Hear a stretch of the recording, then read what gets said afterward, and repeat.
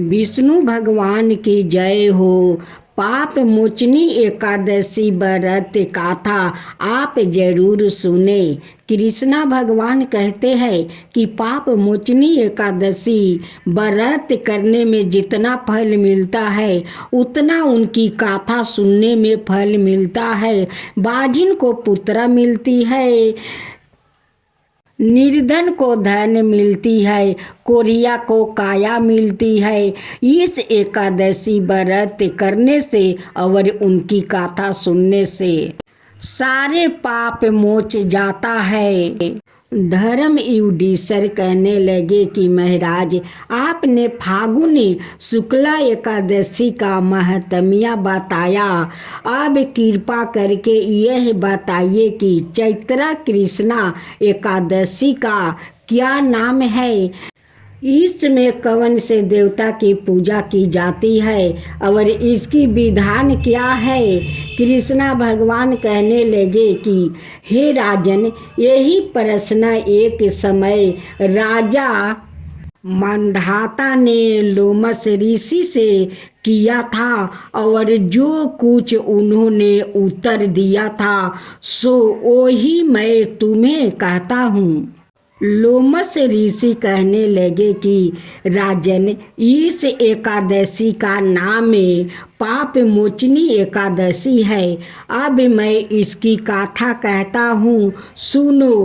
प्राचीन समय में कुबेर का चैत्रा रथ नाम का एक वन था। उसमें गंधर्व की कन्या गिरतोर के साथ विहर करती थी।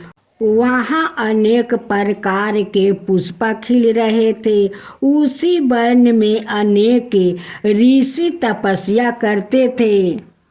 सवाए इंद्रा भी चैत्र और वैशाख मास में देवताओं सहित वहाँ आकर क्रीड़ा किया करते थे।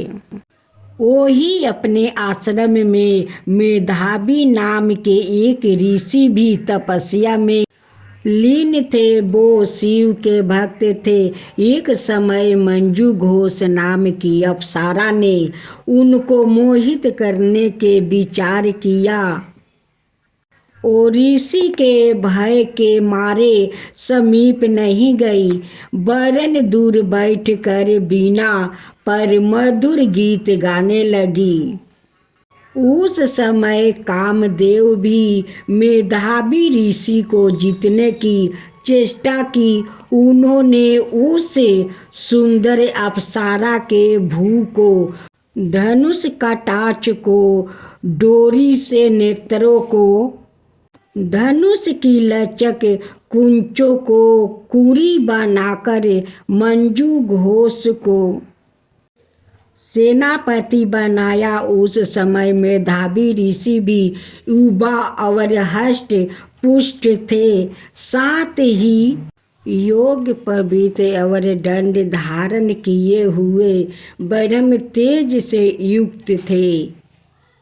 मंजू घोष ऐसे सुंदर ऋषियों को देखकर उनकी सुंदरता पर मधुर हो गई और अपने गीत, चूड़ियों और नेपुरों की झनकार और नृत्य काला द्वार हाव भाव दिखाकर मुनियों को रिझाने लगी। पर्याप्त समय तक यह कर्म चलता रहा और अंत में कामदेव ने ऋषि को पराजित कर दिया। फल स्वरूप ऋषि मंजू घोष के साथ रमन करने लगे और काम के इतने वशीभूत हो गए कि उन्होंने दिन और रात्रि का कुछ भी विचार नहीं रहा। इस प्रकार बहुत समय बीत गया। तब एक दिन मंजू घोष कहने लगी, ऋषि जी, बहुत दिन बीत गए, अब मुझे स्वर्ग जाने की आज्ञा दीजिए। मुनि ने कहा, आज इसी संध्या को तो आई हो, प्रात काल होने पर चली जाना। मुनि के ऐसे वचन सुन कर अप्सरा कुछ समय तक और रुकी। अंत में उसने पुण्य मुनि से विदा मांगी तो मुनि कहने लगे कि अभी तो आधी रात ही हुई है। अप्सरा ने कहा कि महाराज, आपकी रात तो बहुत लंबी है, इसका क्या परिमाण है? मुझे यहाँ पर आए कई बरस बीत गए हैं। उस अप्सरा की यह बात सुनकर मुनि को समय का ज्ञान हुआ तो विचार करने लगे कि इस अप्सरा के साथ रमन करते हुए हमको 57 बरस 9 महीने 3 दिन बीत गए। तब वो उनको काल के समान प्रतीत हुई। अत्यंत क्रोधित होने पर मुनि की आँखों से ज्वाला उत्पन्न होने लगी। वो कहने लगे कि मेरी कठिन परिश्रम से एकत्र की गई तपस्या को तूने नष्ट कर दिया है। तू महापापनी है और दुर्चारणी है। तुझे धिक्कारता हूँ। तूने मेरे साथ घात किया है, इसलिए तू मेरे शराप से पिशाचिन हो जा। मुनि के शराप से मंजू घोष अत्याचन पिशाचिन हो गई और भयभीत होकर मुनि से प्रार्थना करने लगी कि महाराज, इस शराप का किस प्रकार निवारण होगा?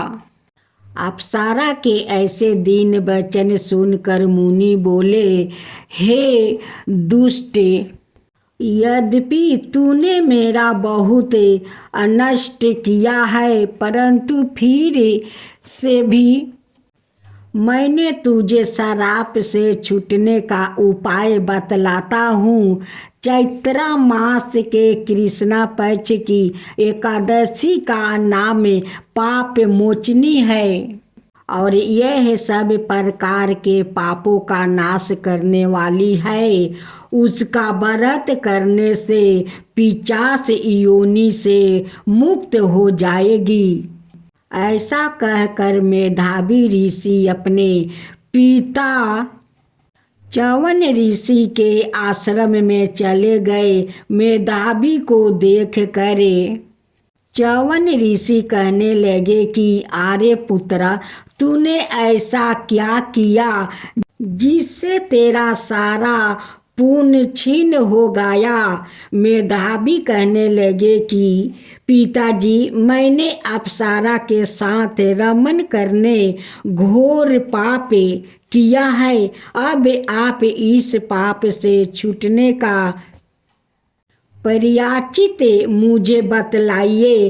तब च्यवन ऋषि बोले, हे पुत्रा, चैत्र मास के कृष्णा पक्ष की पाप मोचनी एकादशी का व्रत करने से सब पापों का नाश हो जाता है, इसलिए तुम इस व्रत को करो।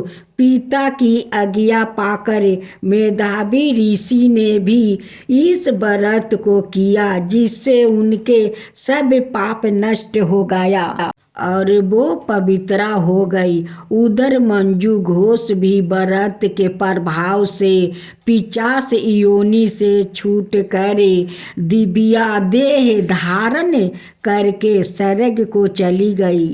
लोमस ऋषि कहने लगे कि हे राजन, पाप मोचनी एकादशी के व्रत को करने से सब पाप नष्ट हो जाता है।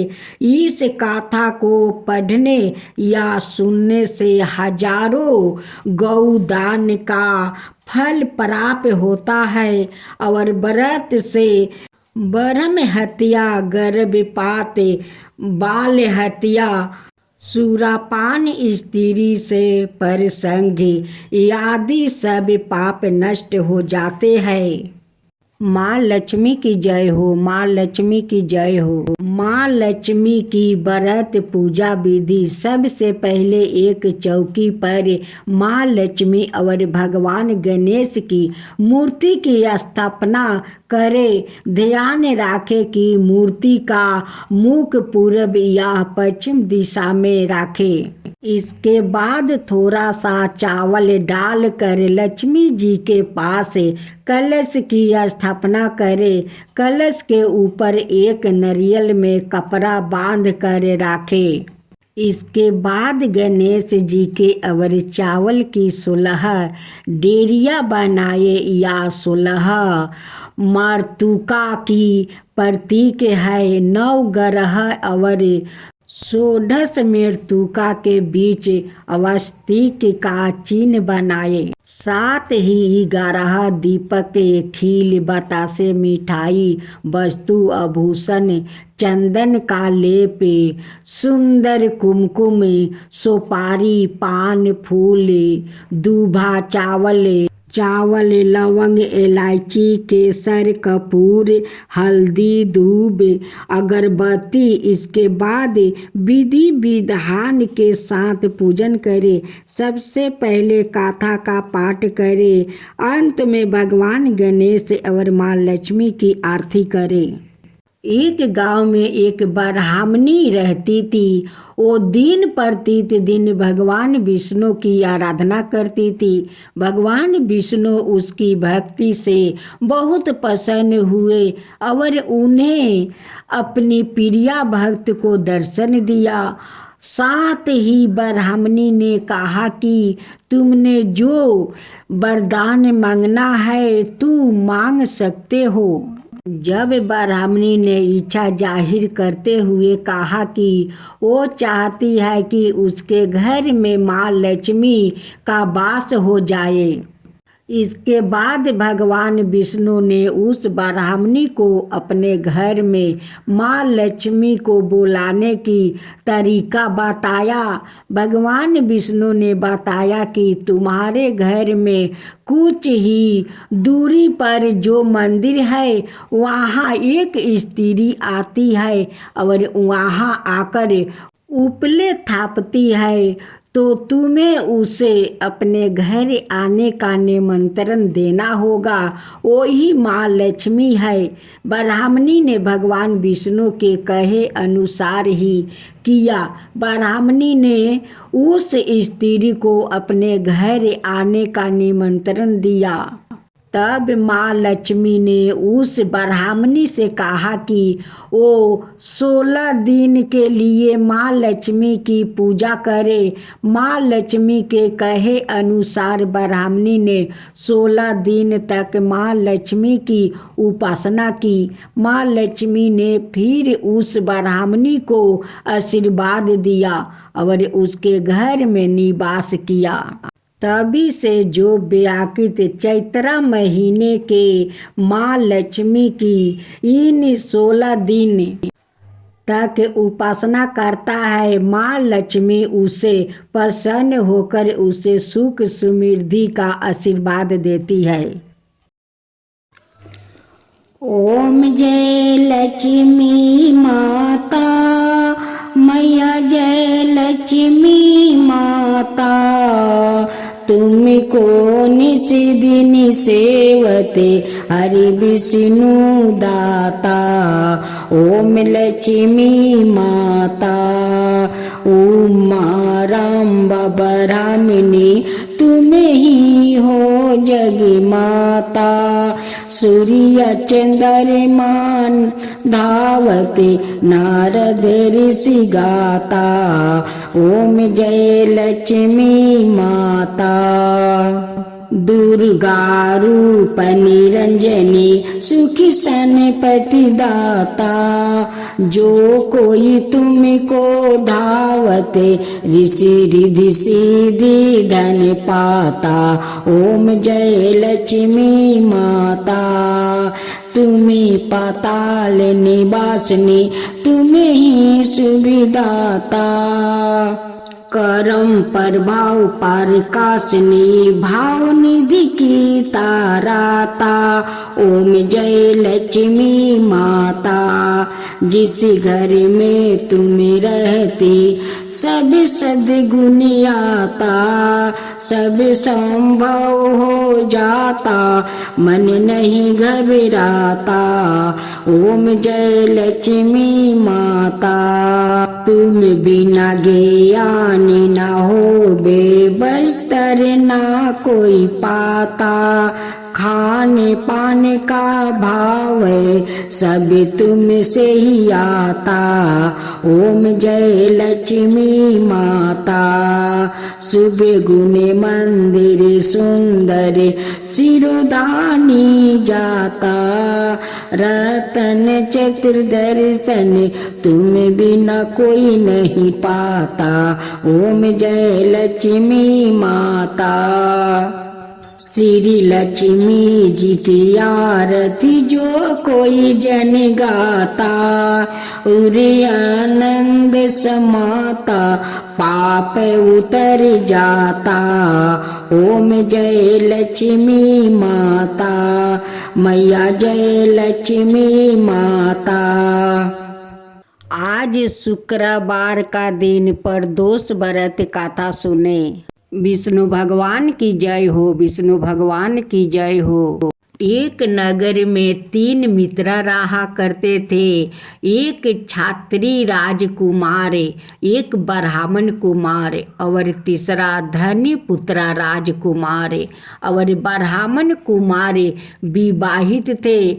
धनी पुत्र का भी विवाह हो गया था, लेकिन गौना शेष था। एक दिन तीनों मित्र स्त्रियों की चर्चा कर रहे थे। ब्राह्मण कुमार ने स्त्रियों की प्रशंसा करते हुए कहा, नारीहीन घर भूतों का डेरा होता है। धनिक पुत्र ने यह सुना तो तुरंत ही उसने अपनी पत्नी को लाने का निश्चय कर लिया। तब धनी पुत्र के माता पिता ने बहुत समझाया कि अभी शुक्रदेव डूबे हुए हैं, ऐसे में बहू बेटियों को उनको घर से विदा करवाना लाना शुभ नहीं माना जाता।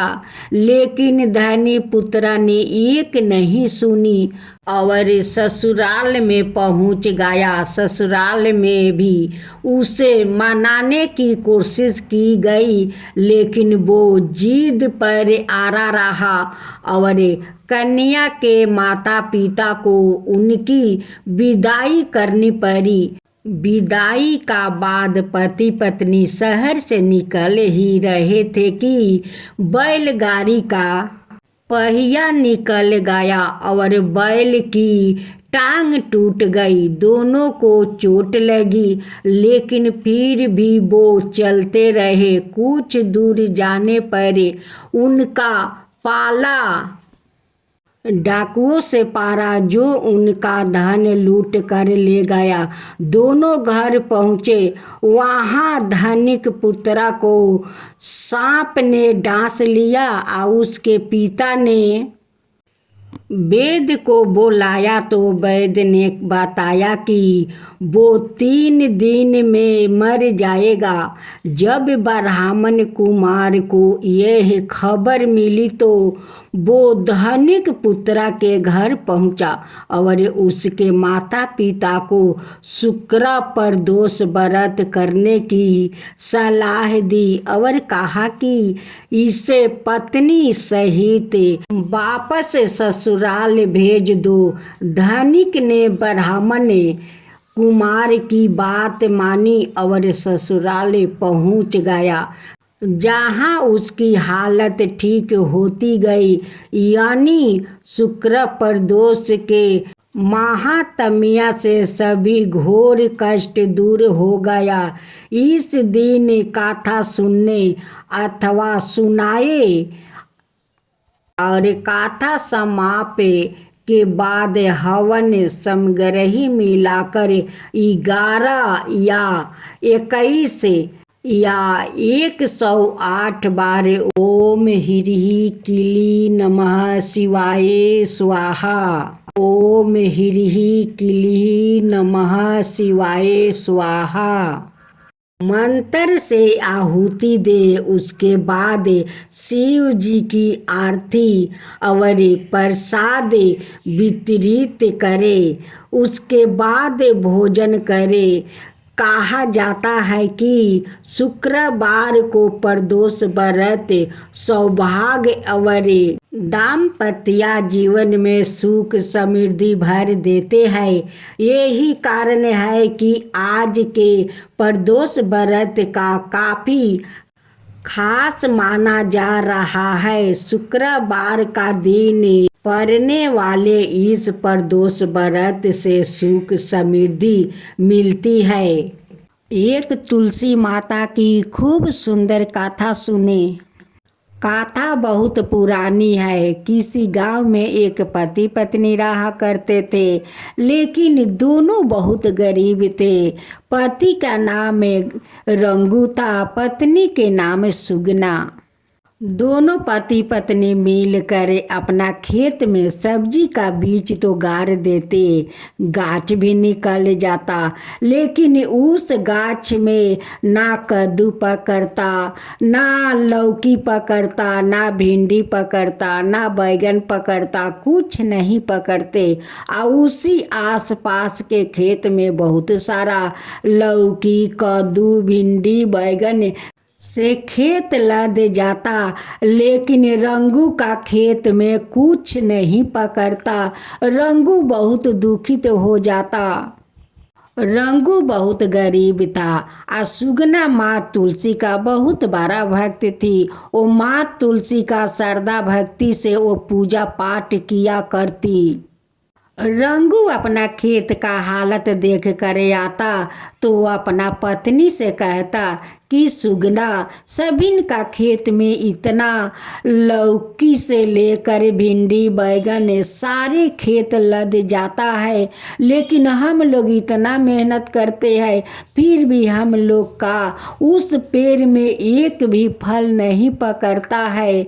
सुगना अपना पति से कहती है कि सुनते हो जी, लगता है ऐसा कि हमारी माँ तुलसी बहुत दुखित है, उसलिए शायद हम लोग का खेत में एक भी सब्जी नहीं पकड़ता है। उसी बगल का खेत में इतना सारा साग सब्जी पकड़ लेता है, लेकिन हम लोग का खेत में नहीं पकड़ता है। लगता है माँ तुलसी बहुत दुखी है। रंगू का खेत में एक माँ तुलसी का पौधा था। उस पौधा के ऊपर कद्दू और लौकी का पेड़ से ढक गया था। माँ तुलसी वहीं पर दब गई थी। वो सांस नहीं ले पा रही थी, नहीं उनकी हवा बतास लग रहा था। वो तो सांस लेने में बहुत दिक्कत हो रही थी। कहने लगी कि मैं तो इस कद्दू और लौकी का पेड़ से दब गया हूँ, मुझे तो रंगू तो नहीं देखता है और नहीं सुगना देखती है कि मैं कितना दुख सह रही हूँ। एक दिन की बात है, रंगू और रंगू का पत्नी दोनों खेत में जाते हैं और उस खेत के बगल में माँ तुलसी एक लड़की के रूप में बैठकर अपना माथे पर हाथ रखते हुए रो रही थी। जब सुगना को नजर पड़ा तो उस लड़की के पास जाती है, कहती है कि आप कौन हो बहन? वो कहती है कि मैं तो तुलसी हूँ, क्या करूँ, मेरे ऊपर इतना भार जो है मैं तो सह नहीं सकती हूँ, उसलिए मैं रो रही हूँ। सुगना कहती है कि देखो बहन, ये तो भार सभी ने बेटी और बहू को माथे पर तो होता ही है। बेटी है जो अपना माता पिता को अपना माथे पर भार लेती है, बहू जाती है ससुराल तो उनकी माथे पर भार आ जाते हैं। ये भार तो दुनिया संसार में सभी को सहना पड़ता है। लेकिन सुगना को तो पता नहीं था कि किस भार के बारे में वो लड़की कह रही है। वही तो साक्षात माँ तुलसी थी। उनकी माथे पर तो कद्दू और लौकी का लाता पाता से भार था। उसी के बारे में तो वो कह रही थी, रो रही थी। लेकिन सुगना तो समझ नहीं पाई कि ये माँ तुलसी है, ये माँ तुलसी मेरे खेत में ही है और मेरे ही खेत का सारे गाछ गचुली माता का ऊपर भार है। ये तो समझ नहीं पाई। सुगना उन्हें कहने लगी कि देखो बहन, चिंता मत करो, चलो मेरा घर, मेरे साथ चलो। कहने लगी कि मैं कैसे जाऊं, मेरे माथे से तो भार हटेगा तभी तो किसी को घर में जाऊंगी। सुगना तो नहीं तुलसी को पहचान पाई और नहीं उनकी बात को समझ पाई। सुगना कहते कहते थक गई, लेकिन माँ तुलसी उनके घर नहीं आई। सुगना चली आई अपना घर। माँ तुलसी कहने लगी कि ये दोनों तो खेत में तो आया, लेकिन गाछ हटाने को नहीं कोशिश किया और नहीं मुझे देखने को कोशिश किया। और दोनों पति पत्नी घर चले गए। और मैं तो जाऊं तो कैसे जाऊं, मैं तो इस पेड़ के नीचे दबी हुई हूँ। एक दिन माँ तुलसी बूढ़ी का रूप धारण करती है और सुगना के घर जाती है। उस दिन सुगना बहुत उदास बैठी हुई थी, क्योंकि नहीं उनकी कोई संतान था और नहीं खेत में कोई तरकारी पकड़ता था। भेष रूपी माँ तुलसी उस सुगना को कहती है कि बेटी, तू क्यों उदास बैठी हुई है, क्या हुआ। सुगना अपनी सारे तकलीफ बताने लगती है। कहती है कि मैं क्या करूं माता, 5 बरस तो शादी का हो चुका है, आज तक मेरा कोई संतान नहीं हुआ है और नहीं मेरा खेत में कोई आबादी होता है। बीज तो डालती हूँ, लेकिन उस गाछ में कोई तरकारी नहीं पकड़ता है, इसलिए मैं बहुत दुखित हूँ। उसी आसपास में सबिन का खेत में कद्दू, लौकी, भिंडी से खेत भर जाता है, लेकिन मेरे खेत में गाछ होकर रह जाता है, लेकिन उस गाछ में नहीं लौकी पकड़ता है, नहीं कद्दू पकड़ता है, नहीं भिंडी पकड़ता है, कुछ भी तो नहीं होता है माता, मैं क्या करूं, इसलिए तो मैं इतना दुखी हूँ। भेष रूपी माँ तुलसी कहती है कि बेटी, तू उदास मत हो, तू तो लगती है कि तुलसी भक्त है। सुगना कहती है कि माँ आप ठीक कह रही हो, मैं तो तुलसी माता को श्रद्धा भक्ति से पूजा करती हूँ, लेकिन माँ तुलसी हम लोग का कब तक परीक्षा लेगी, पता नहीं है माँ। भेष रूपी तुलसी कहती है कि बेटी, तू चिंता मत कर, माँ को घर में लाने को चेष्टा कर, कोशिश कर, कह कर वहाँ से चली जाती है। इसका बाद और कोई बात नहीं कहती है। इस बात को सुनकर सुगना का मन में तो कुछ चिंता ढुक गया कि बूढ़ी माँ मुझे ऐसी बात क्यों कही कि तू माँ को लाने को चेष्टा कर, कोशिश कर, और इसका बाद तो कोई बात नहीं कही और वो चली गई मेरी घर से। उस दिन सुगना बहुत उदास रह गई, नहीं हंसती है, नहीं बोलती है। जब उनकी पति शाम को आए तो देख कर कहने लगे कि सुगना, आज तुम इतना उदास क्यों हो, क्या हुआ। तब सुगना उस बूढ़ी माता के बारे में कहने लगी कि एक बूढ़ी माता आई थी, वो कहती है कि तू माँ को लाने को चेष्टा कर, कोशिश कर।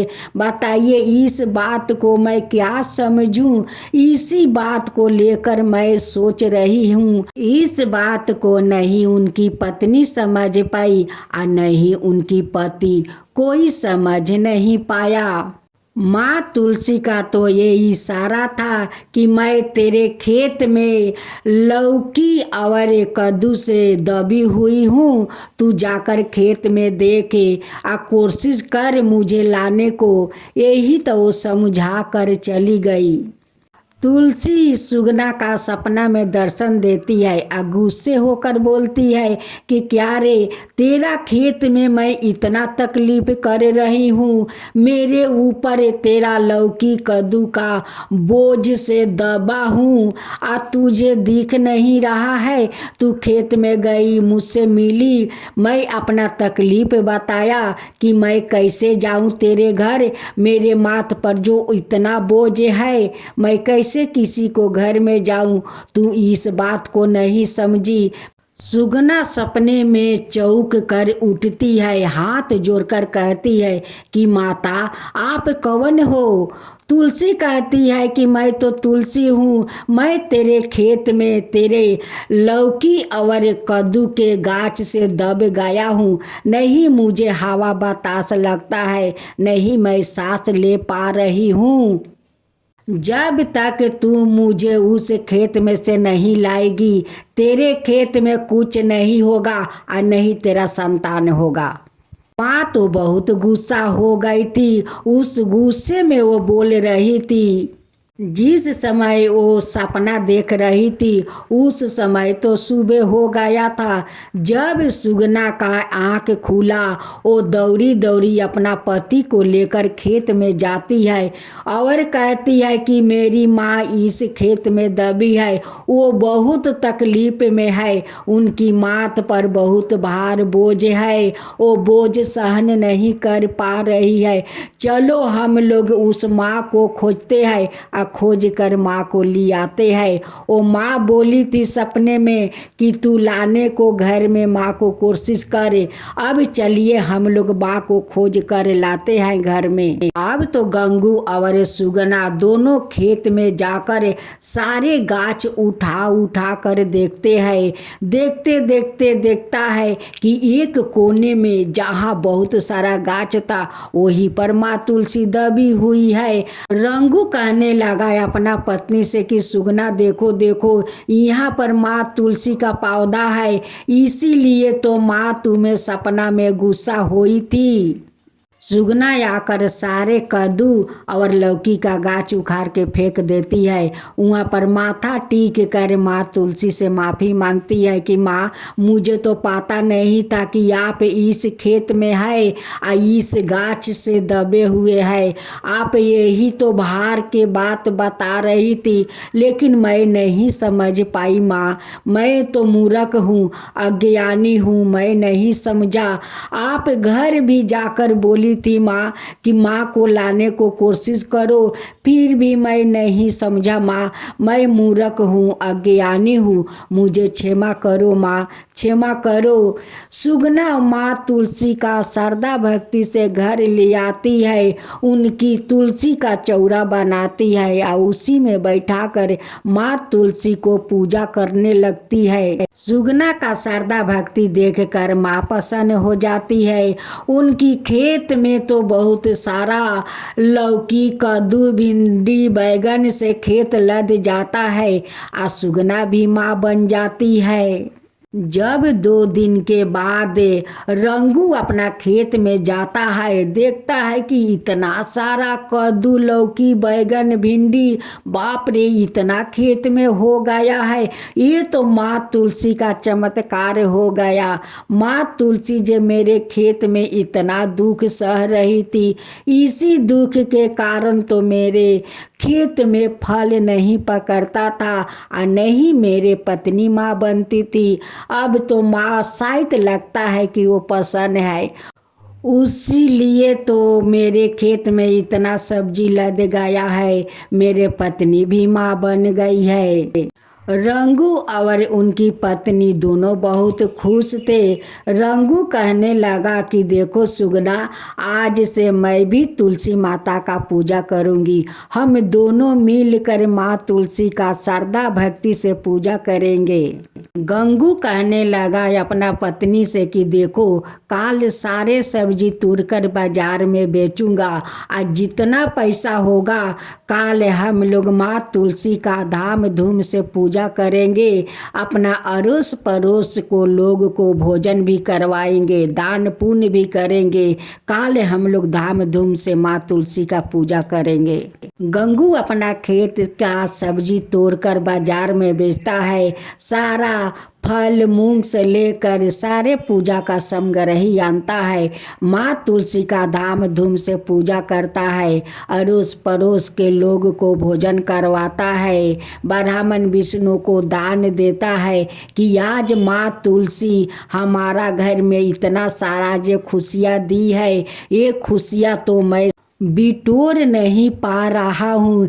हे माँ तुलसी, आज जैसे हमारा घर में आप खुशियाँ भर दी है, वैसे ही सबका घर में खुशियाँ भर देना माँ। सबका ऊपर वैसे ही कृपा करना माँ। माँ तुलसी की जय हो, माँ तुलसी की जय हो। जय जय तुलसी माता, जय जय तुलसी माता, सब जग की सुखदाता वरदाता।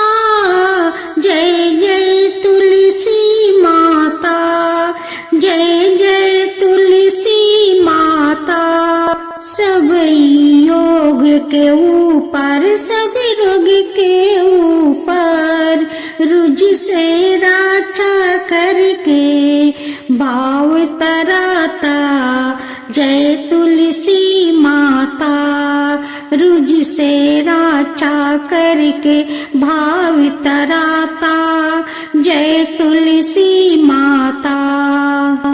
बाहु पुत्री है सायामा, सुरबली है गारामा, विष्णु प्रिया जो तुम के सेवे सोनर तर जाता।